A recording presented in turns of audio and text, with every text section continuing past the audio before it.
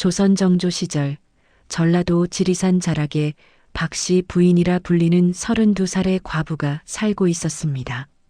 남편을 산에서 잃은 지 5년 그녀는 약초를 캐서 마을에 팔며 어린 딸 하나를 키우고 있었습니다. 어미, 오늘은 무슨 약초를 캐러 가세요? 오늘은 산삼을 찾아볼까 한다. 운이 좋으면 우리 순이 새 옷도 해줄 수 있을 거야. 박씨 부인은 광주리를 메고 깊은 산속으로 들어갔습니다. 지리산은 약초의 보고였지만 동시에 위험한 곳이기도 했습니다. 맹수도 많고 길을 잃기 쉬웠습니다. 해가 중천에 떴을 무렵 박씨 부인은 깊은 산속에서 이상한 광경을 목격했습니다. 여러 명의 남자들이 모여 무언가 심각한 대화를 나누고 있었습니다. 내일 밤이 기회다. 광군들이 방심하는 틈을 타야 한다. 하지만 위험하지 않소? 실패하면 삼족이 멸할 것이오. 박씨 부인은 숨을 죽이고 그들의 대화를 엿들었습니다. 그런데 그들이 하는 이야기가 심상치 않았습니다. 탐관오리들이 백성들을 수탈하는 것을 더 이상 보고만 있을 수 없소. 우리가 나서야 하오. 맞소. 전주 가명을 습격하여 곡식 창고를 여는 것이 우리의 목표요. 박씨 부인은 깜짝 놀랐습니다. 이들은 관할을 습격하려는 역모를 계획하고 있었습니다. 바로 그때 박씨 부인이 밟은 나뭇가지가 꺾이는 소리가 났습니다. 누구냐? 남자들이 일제히 돌아봤습니다. 박씨 부인은 급히 도망치려 했으나 이미 늦었습니다. 거기 서라. 한 남자가 달려와 박씨 부인을 붙잡았습니다. 놓아주세요. 저는 그냥 약초나 캐는 사람이에요. 약초꾼? 우리 대화를 들었소? 남자들이 박씨 부인을 에워쌌습니다. 그중 나이든 남자가 앞으로 나왔습니다. 얼마나 들었소? 아무것도 못 들었어요. 정말입니다. 거짓말 마시오. 당신 표정을 보니 다 들은 것 같은데. 박씨 부인은 두려움에 떨었습니다. 이들이 자신을 죽일 수도 있었습니다. 제발, 저는 어린 딸이 있습니다. 제발 살려주세요. 나이든 남자가 한숨을 쉬었습니다. 우리도 당신을 해치고 싶지 않소. 하지만 우리의 계획이 알려지면 수많은 사람들이 죽게 되오. 저는 아무에게도 말하지 않겠습니다. 맹세합니다. 남자들이 서로 눈빛을 교환했습니다. 그때 젊은 남자 하나가 말했습니다. 형님, 저 여인을 믿을 수 없습니다. 이를 그르칠 수 있습니다. 하지만 죄 없는 사람을 죽일 수는 없지 않소? 남자들 사이에 의견이 분분했습니다. 박씨 부인은 가슴이 터질 듯 두근거렸습니다. 그때 나이든 남자가 결정을 내렸습니다. 좋소. 당신을 믿겠소. 하지만 내일 밤까지는 우리와 함께 있어야 하오. 일이 끝난 후에 풀어주겠소. 그럼 제 딸은요? 딸이 혼자 집에 있는데. 안타깝지만 어쩔 수 없소. 하루만 참으시오. 박씨 부인은 눈물을 흘렸지만 따를 수밖에 없었습니다. 그날 밤 남자들의 은신처로 끌려간 박씨 부인은 구석에 앉아 있었습니다. 남자들은 내일의 거사를 준비하며 분주했습니다. 형님, 정말 관할을 습격하시려는 겁니까? 박씨 부인이 조심스럽게 물었습니다. 나이든 남자가 고개를 끄덕였습니다. 그렇소. 더 이상은 참을 수 없소. 하지만 그건 역모입니다. 실패하면 알고 있소. 하지만 백성들이 굶어 죽어가는 것을 보고만 있을 수 없소. 남자는 박씨 부인에게 자초지종을 설명했습니다. 전주 감사가 백성들의 세금을 가혹하게 거두고 있소. 흉년이 들었는데도 세금을 줄여주지 않소. 수많은 백성들이 굶어 죽고 있소. 그래서 곡식 창고를 여시려는 건가요? 그렇소. 창고의 곡식을 백성들에게 나눠주려 하오. 박씨 부인은 남자들의 눈빛에서 절박함을 읽을 수 있었습니다. 저도 남편을 잃었습니다. 세금을 감당하지 못해 산으로 도망쳤다가 맹수에게 물려 죽었습니다. 남자들이 박 씨 부인을 바라보았습니다. 그래서 저는 당신들의 마음을 조금은 이해합니다. 하지만 박 씨 부인이 말을 이었습니다. 이렇게 하면 무고한 사람들도 다칠 수 있습니다. 더 좋은 방법은 없을까요? 나이 든 남자가 쓴웃음을 지었습니다. 우리도 그런 방법을 찾아봤소. 상소도 올렸고 백성들을 모아 호소도 했소. 하지만 아무도 들어주지 않았소. 밤이 깊어갈수록 박 씨 부인은 남자들과 더 많은 이야기를 나눴습니다. 그들 중에는 억울하게 가족을 잃은 사람, 모든 재산을 빼앗긴 사람, 매를 맞아 불구가 된 사람들이 있었습니다. 우리가 원하는 것은 복수가 아니요. 그저 백성들이 굶지 않고 살 수 있기를 바랄 뿐이요. 다음 날 아침 박 씨 부인은 중요한 결심을 했습니다. 제가 도와드리겠습니다.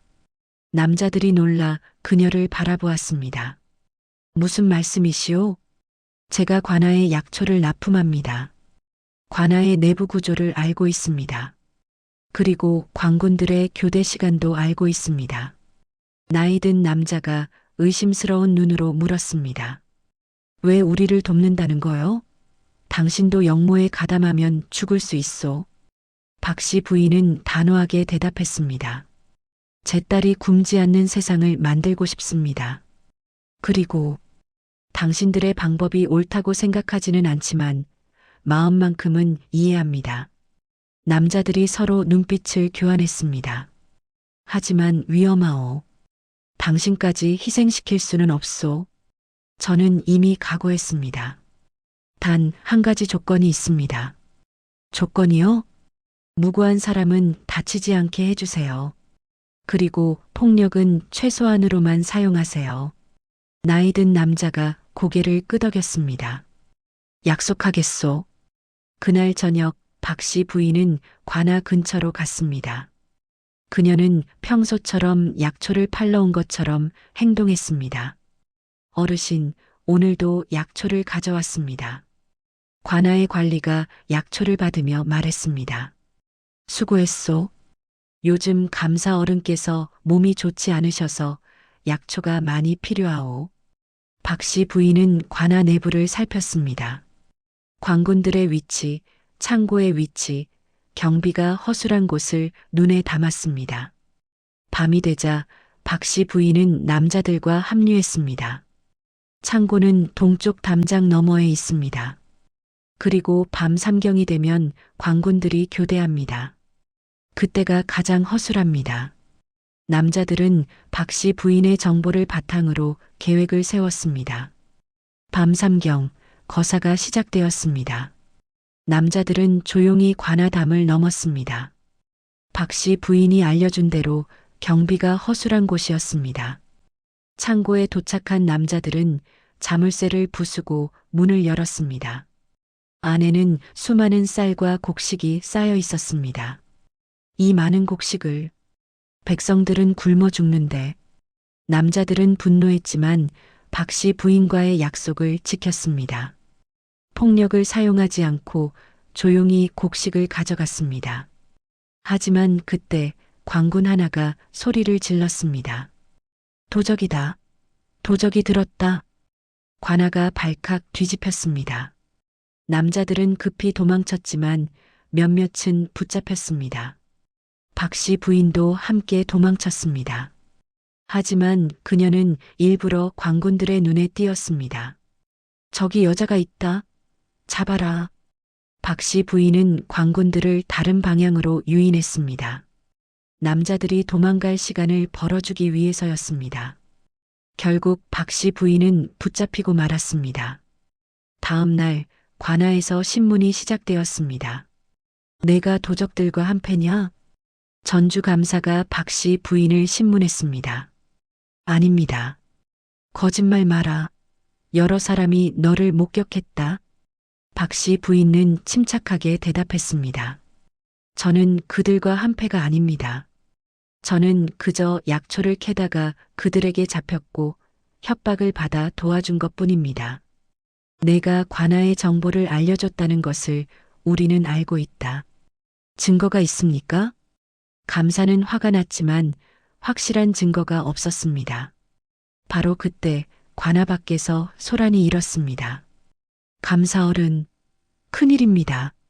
무슨 일이냐? 백성들이 몰려오고 있습니다. 수백 명의 백성들이 관아 앞에 모여들었습니다. 박씨 부인을 풀어주시오. 그분은 우리를 위해 일한 것입니다. 우리가 굶어 죽는 것을 막으려 한 것뿐입니다.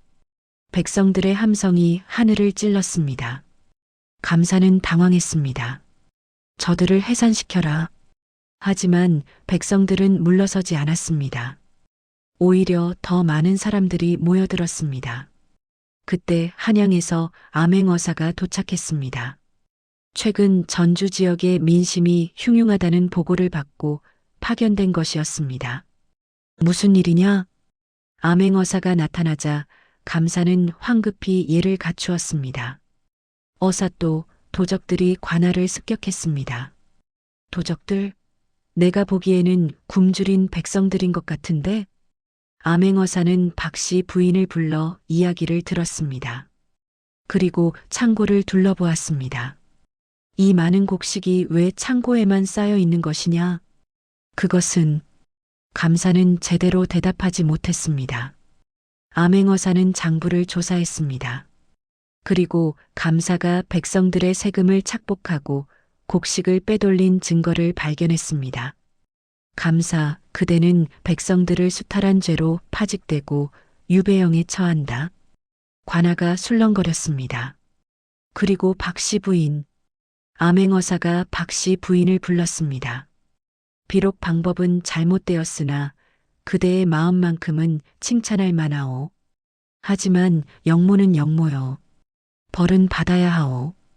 박씨 부인은 고개를 숙였습니다. 하지만 정상을 참작하여 가벼운 벌로 대신하겠소. 태형 30대로 하겠소. 감사합니다. 어사또. 형을 받은 후 박씨 부인은 집으로 돌아갔습니다. 딸이 울면서 달려왔습니다. 어미, 순아 미안하다. 걱정 많이 했지? 어미 다치셨어요? 괜찮다. 어미는 괜찮단다. 그날 밤 나이든 남자가 박씨 부인을 찾아왔습니다. 부인, 정말 고맙소. 부인 덕분에 우리가 살았소. 다들 무사하신가요? 일부는 잡혔지만 대부분은 무사하오. 그리고 백성들이 곡식을 나눠받았소. 다행입니다. 부인, 이 은혜를 어찌 갚아야 할지.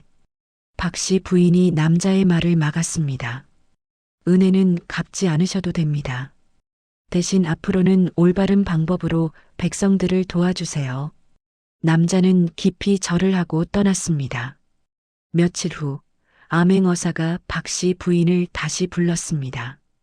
박씨 부인, 그대의 약초 솜씨가 뛰어나다고 들었소. 과찬이십니다. 관아에서 의녀를 구하고 있소. 그대가 그 일을 맡아주겠소? 박씨 부인은 놀랐습니다. 저 같은 사람이, 그대는 백성들을 위하는 마음을 가졌소. 그것이면 충분하오. 박씨 부인은 관아의 의녀가 되어 백성들을 치료하기 시작했습니다. 가난한 사람들에게는 무료로 약을 지어주었습니다. 세월이 흘러 박씨 부인의 딸 순이는 훌륭하게 자라 역시 의녀가 되었습니다. 어느 날 늙은 박씨 부인이 딸에게 말했습니다. 순아, 어미가 내게 해줄 이야기가 있단다. 무슨 이야기세요, 어미? 박씨 부인은 젊은 시절의 이야기를 들려주었습니다. 영모에 가담했던 이야기, 목숨을 걸고 선택했던 이야기를. 어미, 무섭지 않으셨어요? 무서웠단다. 하지만 어미는 후회하지 않는다. 왜요? 때로는 옳은 일을 위해 위험을 무릅써야 한단다. 물론 방법이 틀릴 수도 있지. 하지만 진심만큼은 진실해야 한다. 순이는 어머니의 손을 꼭 잡았습니다. 저도 어미처럼 용기 있는 사람이 되고 싶어요. 그래, 그런 사람이 되렴. 해가 저물어가는 저녁, 박 씨 부인은 창밖을 바라보았습니다. 그날 밤의 선택이 옳았는지는 여전히 확신할 수 없었습니다. 하지만 그 선택으로 많은 백성들이 굶주림에서 벗어났고 자신도 새로운 삶을 살 수 있었습니다. 때로는 법보다 사람이 먼저다. 박 씨 부인은 조용히 중얼거렸습니다. 오늘의 이야기, 약초꾼 과부와 영모의 밤은 여기서 마치겠습니다. 진정한 용기는 옳다고 믿는 것을 위해 목숨을 거는 것이며 때로는 법과 원칙보다 사람의 생명이 더 중요하다는 것을 보여주는 이야기였습니다. 물론 방법이 항상 옳은 것은 아니지만 진심만큼은 진실해야 한다는 교훈을 담고 있습니다. 시청해 주셔서 감사합니다. 구독과 좋아요, 알림 설정 부탁드립니다.